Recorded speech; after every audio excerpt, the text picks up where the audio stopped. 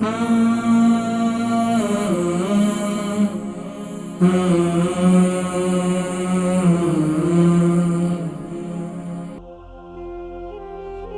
رہی ہیں کہ ان کو گیس کی تکلیف بھی ہے اور بواسیر بھی بہت زیادہ ہے۔ اب دیکھیں یہ بھی میں نہیں پوچھ سکا کہ بواسیر خونی ہے یا بادی ہے۔ یہ ہے کہ گیس کی بڑی پرابلم ہے، تو اس کے لیے ہمیں کیا کرنا چاہیے؟ کس کو بادی کی تکلیف ہے؟ جی بہت۔ کس کو؟ مجھے، اور پائلس ہے۔ اور کیا ہے؟ بواسیر کی تکلیف ہے۔ ٹھیک ہے، پائلس میں سمجھ گیا۔ شکریہ۔ ٹھیک ہے، انشاءاللہ دیکھیں پروگرام میں ذکر۔ بتا رہی ہیں کہ ان کو گیس کی تکلیف بھی ہے اور بواسیر بھی بہت زیادہ ہے۔ اب دیکھیں یہ بھی میں نہیں پوچھ سکا کہ بواسیر خونی ہے یا بادی ہے۔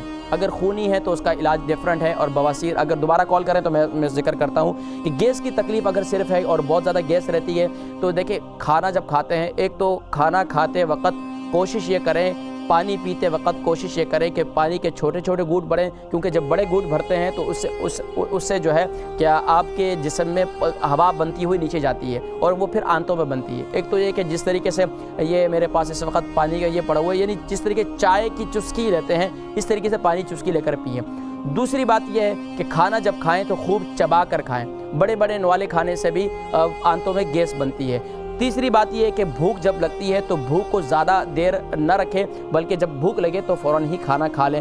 اور چوتھا کام یہ ہے کہ جب کھانا کھائیں تو کھانا کھانے کے تھوڑی دیر بعد تھوڑی سی سونف جو ہے وہ بھون کر رکھیں۔ جن کو بھی گیس کی تکلیف ہے تو وہ جو ہے تھوڑی سی سونف بھون کر رکھ لیں، اور اس کے اندر اگر شوگر نہیں ہے تو شکر ملا لیں، یعنی کہ گڑ وغیرہ ملا دیں، اور کھانے کے بعد جو ہے وہ کھا لیا کریں تھوڑی سی سونف۔ انشاءاللہ اس سے جو ہے گیس کی تکلیف ختم ہو جائے گی۔